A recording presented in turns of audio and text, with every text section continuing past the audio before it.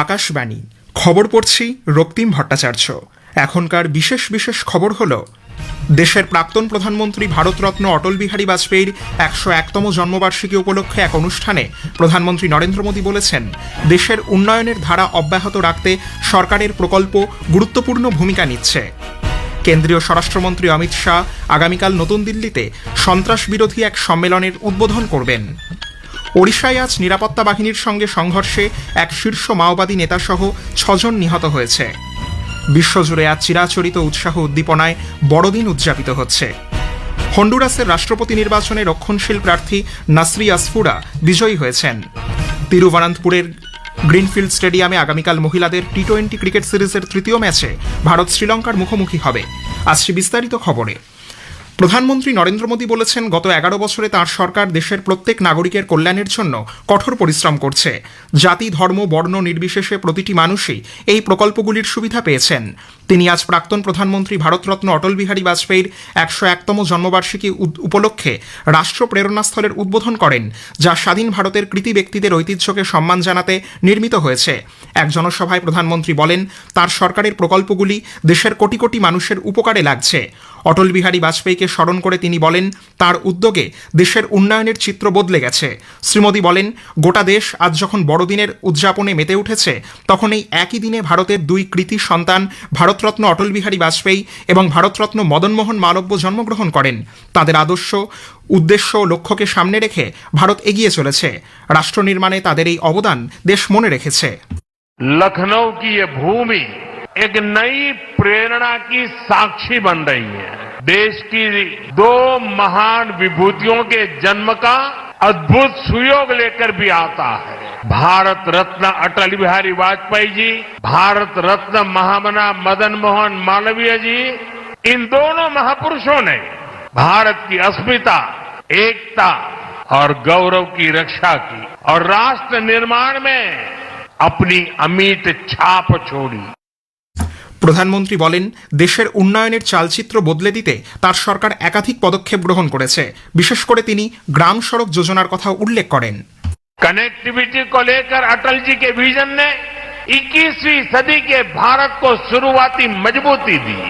अटल जी की सरकार के समय ही गांव गांव तक सड़कें पहुंचाने का अभियान शुरू किया गया था। उसी समय स्वर्णिम चतुर्भुज यानी हाईवे के विस्तार पर काम शुरू हुआ था। साल 2000 के बाद से प्रधानमंत्री ग्रामीण सड़क योजना के तहत अब तक करीब 8 लाख किलोमीटर सड़कें गांवों में बनी है और इनमें से करीब 4 लाख किलोमीटर ग्रामीण सड़कें पिछले 10-11 साल में बनी है। উল্লেখ্য, 98,000 বর্গফুট এলাকা জুড়ে প্রায় 230 কোটি টাকা ব্যয়ে রাষ্ট্র প্রেরণাস্থল গড়ে তোলা হয়েছে লখনৌতে। এখানে রয়েছে ডক্টর শ্যামাপ্রসাদ মুখার্জি, পণ্ডিত দীনদয়াল উপাধ্যায় এবং অটল বিহারী বাজপেয়ীর 65 ফুট উঁচু ব্রোঞ্জের মূর্তি। দেশ গঠন এবং জনজীবনে তাদের গুরুত্বপূর্ণ অবদানকে স্মরণে রেখেই এই উদ্যোগ বলে প্রধানমন্ত্রী উল্লেখ করেন। প্রাক্তন প্রধানমন্ত্রী অটল বিহারী বাজপেয়ীর জন্মজয়ন্তী আজ পশ্চিমবঙ্গেও যথাযথ মর্যাদায় পালিত হচ্ছে। দিনটি আজ সুশাসন দিবস হিসেবেও পালন করা হয়। এই উপলক্ষে কলকাতার জাতীয় গ্রন্থাগারে এক অনুষ্ঠানে কেন্দ্রীয় প্রতিমন্ত্রী ও বিজেপির প্রাক্তন রাজ্য সভাপতি সুকান্ত মজুমদার বলেন, অটল বিহারী বাজপেয়ী দেশের রাজনীতির ইতিহাসে দিশা বদলে দিয়েছেন। প্রাক্তন প্রধানমন্ত্রী অটল বিহারী বাজপেয়ীর জন্মবার্ষিকী উপলক্ষে গোয়ালিয়রে অভ্যুদয় মধ্যপ্রদেশ গ্রোথ সামিটের অনুষ্ঠানে কেন্দ্রীয় স্বরাষ্ট্রমন্ত্রী অমিত শাহ বলেছেন, শ্রী বাজপেয়ী পারমাণবিক শক্তিকে শান্তির উদ্দেশ্যে উৎসর্গ করেছিলেন। স্বরাষ্ট্রমন্ত্রী মধ্যপ্রদেশ সরকারের উন্নয়নমূলক উদ্যোগ এবং শাসন ব্যবস্থার প্রচেষ্টার প্রশংসা করেন। উপরাষ্ট্রপতি সিপি রাধাকৃষ্ণন আজ নতুন দিল্লিতে পণ্ডিত মদনমোহন মালভিয়ার রচনাবলীর দ্বিতীয় তথা শেষ খণ্ড মহানামা বাংময় প্রকাশ করেছেন। এই উপলক্ষে এক ভাষণে উপরাষ্ট্রপতি বলেন, এই গ্রন্থ ভারতের স্বাধীনতা সংগ্রামের মূল ভিত্তি এবং দেশের সাংস্কৃতিক নবজাগরণের সাক্ষ্য বহন করছে।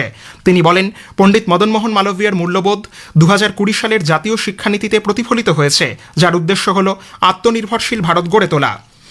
রাষ্ট্রপতি দ্রৌপদী মুর্মু আজ নতুন দিল্লিতে এক অনুষ্ঠানে সাঁওতালি ভাষায় ভারতের সংবিধান প্রকাশ করেছেন। এই উপলক্ষে আয়োজিত অনুষ্ঠানে রাষ্ট্রপতি বলেন, দেশের সমস্ত সাঁওতালি ভাষাভাষীর মানুষের জন্য অলচিকি লিপিতে দেশের সংবিধান প্রকাশ এক গর্ব ও আনন্দের বিষয়। এর ফলে তারা নিজেদের ভাষায় এই সংবিধান পড়তে পারবেন।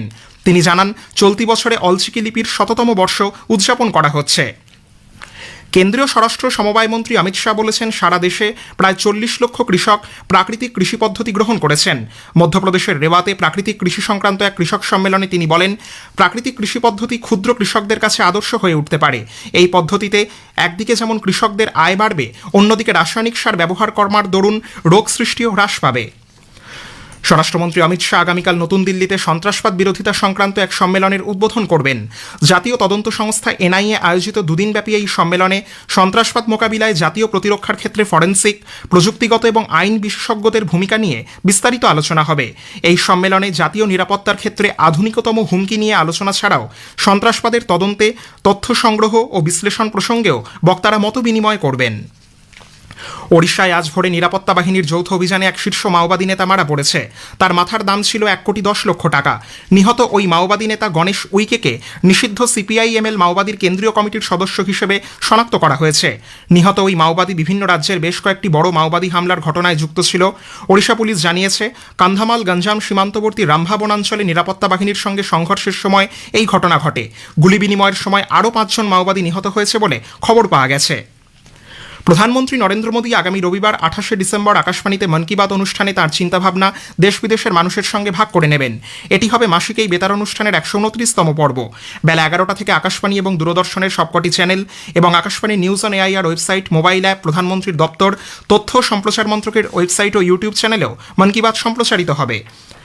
আজকের প্রসঙ্গ অনুষ্ঠানে আজ শুনবেন বিশেষ আলোচনা, প্রধানমন্ত্রী কিষাণ ঊর্জা সুরক্ষা এবং উত্থান মহাভিযান, প্রধানমন্ত্রী কুসুম প্রকল্প। উত্তর 24 পরগনা কৃষি বিজ্ঞান কেন্দ্রের বিষয়বস্তু বিশেষজ্ঞ ডক্টর চিন্ময় মাঝির সঙ্গে কথা বলেছেন দিব্য দে। আকাশবাণী সংবাদ প্রযোজিত এই অনুষ্ঠানটি রাত 8টায় গীতাঞ্জলি ও ডিটিএইচ বাংলায় শোনা যাবে। এই অনুষ্ঠান আমাদের সোশ্যাল মিডিয়া প্ল্যাটফর্মেও শোনা যাবে। খবর শুনছেন আকাশবাণী থেকে। বিশ্বজুড়ে আজ চিরাচরিত উৎসাহ উদ্দীপনায় বড়দিন উদযাপিত হচ্ছে। যীশুখ্রিস্টের জন্মদিনের স্মরণেই বড়দিন পালিত হয়। গতকাল মধ্যরাতে গির্জায় গির্জায় ঘণ্টাধ্বনি ও ক্যারলের মধ্য দিয়ে স্মরণ করা হয় প্রভু যীশুকে। খ্রিস্ট ধর্মাবলম্বীরা আজও সকাল থেকেই অংশ নিচ্ছেন বিশেষ প্রার্থনায়। ক্রিসমাস ট্রি, রঙিন ফুল, আলোকমালা সহ নানা সরঞ্জামে সেজে উঠেছে চার্চগুলি। কেকের দোকানগুলিতে গতকাল থেকেই ভিড় উপচে পড়ছে। চলতি বছর মে মাসে নির্বাচিত হওয়ার পর পোপ 14 লিওর তত্ত্বাবধানে এই প্রথম ক্রিসমাস উদযাপন হচ্ছে। রাষ্ট্রপতি দ্রৌপদী মুর্মু, প্রধানমন্ত্রী নরেন্দ্র মোদী ক্রিসমাস উপলক্ষে সকলকে শুভেচ্ছা জানিয়েছেন। পোপ লিও তার প্রথম বড়দিনের ভাষণে গাজা ভূখণ্ডে প্যালেস্টিনীয়দের অবর্ণনীয় দুর্দশার তীব্র নিন্দা করেছেন। প্রথম মার্কিন পোপ লিও চলতি বছরের মে মাসে নির্বাচিত হন। উল্লেখ্য, গত 2 বছর ধরে বোমা হামলা ও সামরিক অভিযানের পর চলতি বছরের অক্টোবর মাসে ইসরায়েল ও হামাসের মধ্যে যুদ্ধবিরতি কার্যকর হয়। তবে এই অঞ্চলে মানবিক ত্রাণ এখনও পৌঁছয়নি। মার্কিন রাষ্ট্রপতি ডোনাল্ড ট্রাম্প সমর্থিত রক্ষণশীল প্রার্থী নাসরি আসফুরা হন্ডুরাসের রাষ্ট্রপতি নির্বাচনে বিজয়ী হয়েছেন।